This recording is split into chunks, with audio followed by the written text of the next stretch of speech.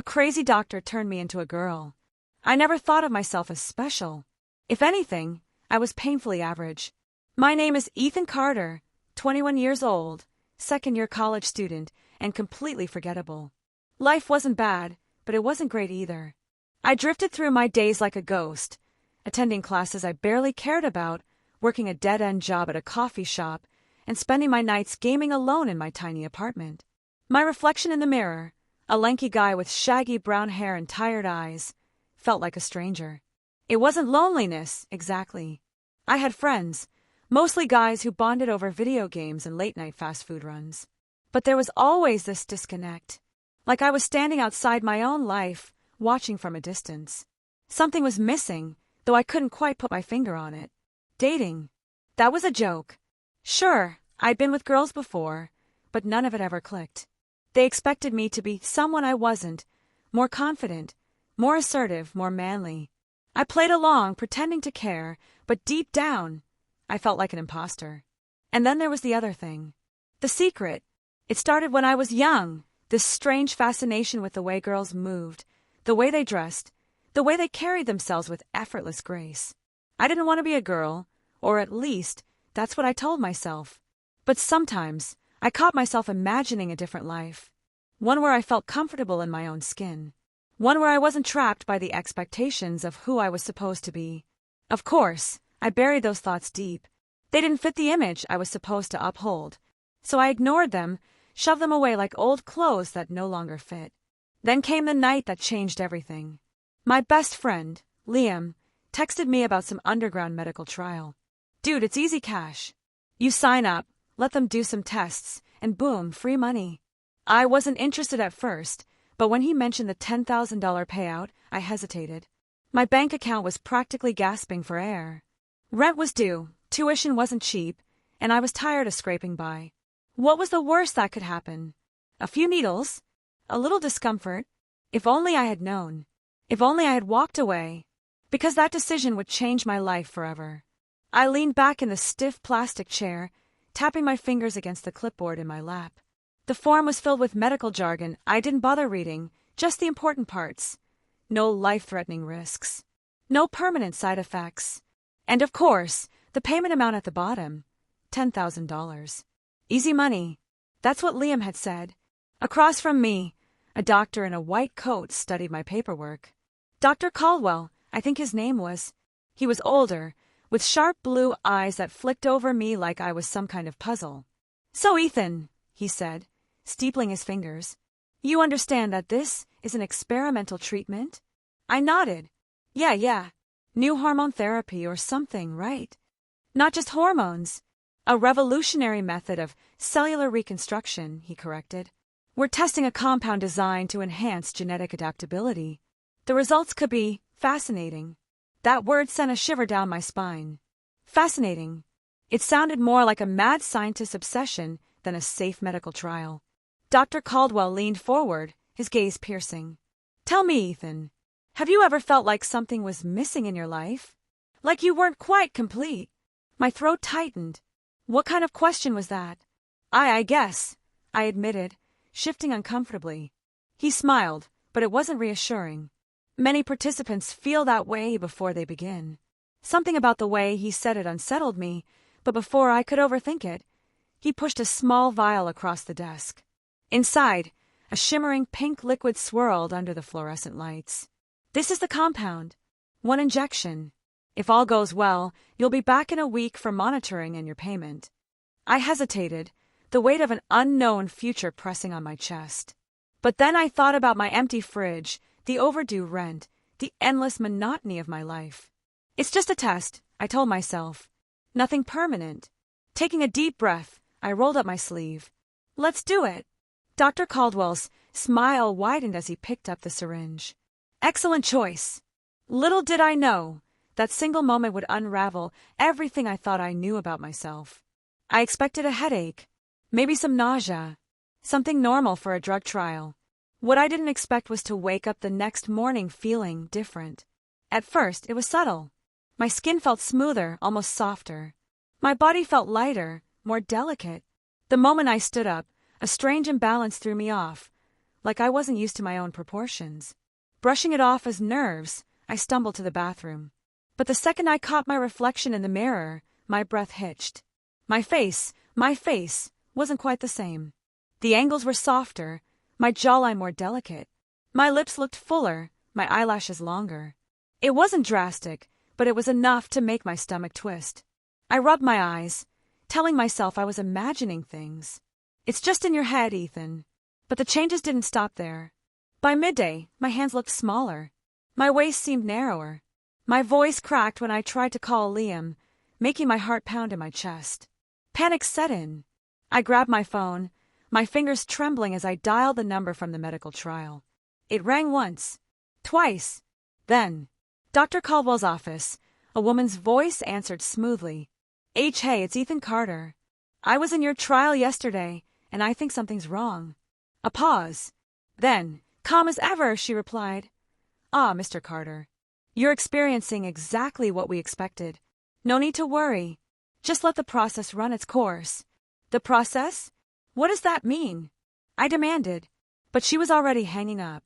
I stared at the phone, my blood running cold. Something was very, very wrong. Liam came over that night, slouching onto my couch with a bag of chips. Dude, you look, he squinted. I don't know, different. My stomach churned. I am different, Liam. Look at me. I pulled my hoodie tight around my body, suddenly aware of a slight curve to my waist. He popped a chip in his mouth, unfazed. Bro, maybe you're just eating better? Eating better. I took some experimental drug, and now I hesitated. What was I turning into? He raised an eyebrow. Wait, are you saying you like this? I flinched. No. I don't know. It's just weird. Liam studied me for a second, then smirked. You ever think maybe this is, like, fate or something? I scowled. Fate? Yeah, man. You always seem kinda out of place. Maybe this is a chance to figure yourself out. His words hit me harder than I expected. Hadn't I always felt disconnected? Like I wasn't quite living the right life? But accepting that meant accepting this. I wasn't ready for that. The changes progressed fast. By the next morning, my chest felt different. Tender. My hips ached, stretching in ways they never had before. I panicked, wrapping myself in layers of clothing to hide it. But the more I covered up, the more suffocated I felt. It wasn't until I was alone that I dared to test the waters. I stood in front of the mirror, my hands shaking as I pulled off my hoodie and stared. Slender arms, a small but noticeable chest, a defined waist. The person looking back at me wasn't Ethan anymore. My breath shuddered. I should have felt terrified, disgusted. But instead, there was something else. Something I couldn't ignore. Curiosity. That night, when the world was silent, I did something I never imagined I would. I opened my closet and hesitated, my heart hammering. Then, almost on instinct, I reached for an old oversized t-shirt, the softest one I owned. Slipping it over my head, I let it drape over my body, the fabric feeling right. For the first time in my life, I didn't feel like I was pretending. And that realization scared me more than anything else. The next few days were a blur of changes, confusion, and barely contained panic. My body continued shifting, my face softening more, my chest filling out, my waist drawing inward. Even my voice had taken on a higher, smoother tone. I couldn't ignore it anymore. I wasn't just changing. I was becoming someone else. But who? I avoided Liam for 3 days. I didn't know how to face him, how to explain what was happening. But of course, he showed up anyway. Dude, what's going on? He demanded, pushing past me into my apartment. You ghosted me. I tugged at my hoodie, swallowing hard. His eyes widened. Whoa. I froze. He was staring. Your face, he muttered. I looked away. I told you something was wrong. Liam was silent for a long time before he said, Okay, so what now? I clenched my fists. What now? I have no clue, Liam. I'm turning into a girl. And no one at that damn medical trial is answering my calls. I expected him to freak out, to call me insane. Instead, he let out a low whistle. That's kinda cool. I blinked. Cool. He shrugged. Terrifying, yeah, but also kinda badass. You get a do-over in life. I huffed. I didn't ask for a do-over. He gave me a lopsided grin. Maybe not, but it's happening anyway. But not everyone was like Liam. I learned that the hard way. The first time I stepped outside, I kept my hood up, my hands shoved into my pockets, my posture stiff. I still looked mostly like myself, just a softer, feminized version. I kept my head down, avoiding eye contact, just trying to act normal. But normal didn't exist for me anymore. At a coffee shop, the barista hesitated after I spoke. Sorry, are you She trailed off, her brow furrowing in confusion. He crawled up my neck. What? She blinked, clearly uncomfortable. Never mind. What can I get you? I muttered my order, my face burning. It didn't seem like much, but that moment hit me harder than I expected. I was no longer easily recognizable as Ethan. The world wasn't seeing me the same way. And then came the real nightmare, work. I had called in sick for days, avoiding the office. But I couldn't hide forever. When I finally showed up, my manager, Greg, narrowed his eyes at me. Jesus, Carter, you look different. I forced a smile. Been sick. He frowned. Yeah, well, we need you focused. No distractions. His eyes flicked over me, not unkindly, but with obvious skepticism. Everything okay? I nodded quickly, gripping the desk, so hard my knuckles turned white. But as the day went on, I felt their stares. My coworkers whispering when they thought I wasn't listening. I wasn't crazy. They knew something was up. By lunchtime, I was ready to bolt. But then, something unexpected happened. Tasha, one of my coworkers, slid into the seat across from me. Hey! I tensed. Hey! She studied me for a moment, then said, If you ever need to talk, I'm here. I blinked. She wasn't whispering. She wasn't staring like I was a freak. She was just offering support. It was such a small thing, but in that moment, it meant everything. Maybe I wasn't completely alone in this. The moment I finally saw myself, really, truly saw myself, was when I stood in front of the mirror, breathing heavily, my hands gripping the edge of the sink. 4 days, I had avoided this, kept the lights dim, refused to look. But now, there was no escaping it. The person staring back at me wasn't Ethan Carter. She was someone else entirely. My face was delicate, my cheekbones higher, my lips softer, fuller. My hair, once short and messy, had grown longer, curling gently around my face. My shoulders had narrowed, my waist curving inward. And my eyes, God, my eyes. They were still mine, but they carried something new. A softness, a depth, a quiet acceptance. I exhaled. For the first time since this all started, I wasn't afraid. I reached for the makeup bag Tasha had given me, my fingers trembling as I unscrewed a tube of lipstick. I had no idea what I was doing, but I pressed it to my lips anyway, watching as the color bloomed against my skin, a deep, bold red. A slow, shivering smile tugged at my lips. Holy shit, Liam was the first to see me. I had texted him, telling him to come over, but I hadn't told him why. When he walked in and saw me standing there, fully dressed in the clothes Tasha had picked out, a fitted top, a flowing skirt, my hair loosely framing my face, his eyes went wide. Dude, he breathed. I tensed. Bad. He shook his head slowly. No, not bad. Just damn. A nervous laugh bubbled up in my throat. I feel ridiculous. He smirked. You look amazing. I bit my lip, something warm unfurling in my chest. Then he grinned and nudged my shoulder. So what's your name now? I hesitated. A name. I had been avoiding it, but deep down I knew. Evelyn, I whispered. Saying it out loud felt like shedding a weight I hadn't even realized I was carrying. Liam grinned. Evelyn Carter. I like it. I exhaled, feeling the tightness in my chest unravel. For the first time in my life, I felt right. I stood in front of the cafe's glass doors, my reflection staring back at me. A week ago, I would have turned around. I would have run home, torn off the clothes, wiped away the makeup, and convinced myself this was just an experiment. A phase. But not today. Today, I was Evelyn. And today, I was stepping into the world as her. I inhaled deeply, smoothing the fabric of my dress, my pulse hammering in my ears. Tasha and Liam were already inside, waiting for me. They had begged me to come out with them, to finally live as myself, unapologetically. I wanted this. I wanted this. Still, my fingers trembled as I reached for the door handle. The second I stepped inside, it felt like every eye in the cafe turned toward me. My breath caught. I felt seen, really seen, in a way I had never been before.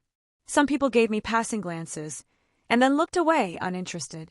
Others lingered just a second longer, their expressions unreadable. A couple at a nearby table exchanged whispers. My throat tightened. Was this a mistake? Was I fooling myself? Then I heard Tasha's voice. There she is. I turned and spotted her at a corner booth, grinning widely. Liam sat beside her, giving me a thumbs up. I forced my feet forward, my heart slamming against my ribs. When I reached the table, Tasha beamed. You look incredible. Liam smirked. Took you long enough. I laughed shakily, sliding into the seat. My hands were still trembling, so I pressed them into my lap, trying to steady myself. Are you okay? Tasha asked gently. I swallowed. I don't know. I feel like everyone's staring at me. Evelyn, you're beautiful. She leaned forward. Said firmly. Let them. And more importantly, I met her you. eyes, and no one else gets to decide who that is. I exhaled sharply, emotion swelling in my chest. Liam leaned back in his seat, arms crossed. Besides, if anyone has a problem, they can take it up with me. I snorted, shaking my head. The tension in my shoulders began to ease. I looked around the cafe again, but this time, the stares didn't feel as sharp. Some people were looking, but most weren't. The world was still moving. The sky hadn't fallen. And I was here, sitting with my friends. As Evelyn, I felt something shift inside me. I wasn't afraid anymore. The morning sun streamed through my bedroom window, casting a golden glow on my vanity. I sat in front of the mirror, brushing out my hair, the motion soothing and familiar. My reflection no longer startled me. It felt right. It had been 2 months since that day at the cafe. 2 months of living as Evelyn. At first, I had expected resistance, people questioning, pushing back, or treating me differently. And while there were moments of uncertainty, of awkward stares and whispered comments, the overwhelming response had been support. Tasha had been my rock, cheering me on every step of the way. Liam, despite his usual sarcastic demeanor, had made it his personal mission to shut down anyone who so much as raised an eyebrow at me. And my family, well, they were still adjusting. My mom had surprised me the most. One night, after weeks of avoidance, she had knocked on my door and sat beside me, holding my hand in silence before whispering, I just want you to be happy. It wasn't perfect, but it was a start, and I was learning that I didn't need perfect. I just needed me. I finished my makeup and stood, smoothing out my skirt. I had an interview today, my first job as Evelyn. A part of me was nervous, but it was the good kind of nervous. The kind that reminded me I was stepping into something new, something exciting. I grabbed my bag and took one last look in the mirror. For the first time in my life, I smiled at my reflection, not out of obligation, not out of habit, but because I was genuinely, undeniably happy. With a deep breath, I turned and stepped out the door, ready to embrace the world, and more importantly, ready to embrace myself. Life isn't about fitting into the expectations others place on you. It's about discovering who you truly are and having the courage to be that person. Change is scary, and the road to self-acceptance isn't always easy. There will be doubts, challenges, and moments where you wonder if you're making the right choice. But at the end of the day, happiness comes from authenticity. The moment you embrace your true self, without fear, without apology, is the moment you truly start living. You don't need permission to be yourself. You don't need validation from the world to know that you are enough. Because you are. And the world is a brighter, more beautiful place with you in it, just as you are.